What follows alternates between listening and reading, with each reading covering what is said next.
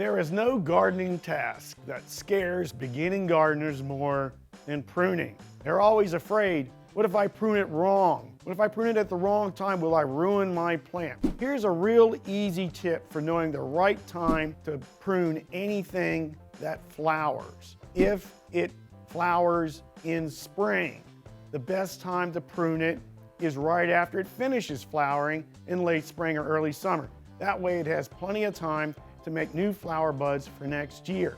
If it blooms in summer, the time that you want to prune that plant is in late winter or early spring because it's going to bloom on new growth. So what are some plants you should prune after they finish blooming in spring?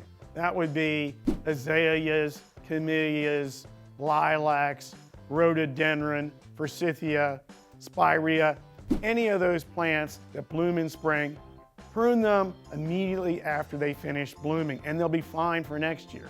The plants that you would prune in late winter or early spring that bloom on the new growth would be things like crepe myrtle, chase tree, and limelight hydrangea. So just remember, it's real simple. If it blooms in spring, prune it immediately after it finishes flowering.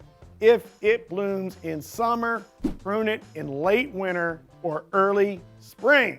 That way, people will think you're not a beginner. They'll think you're an expert.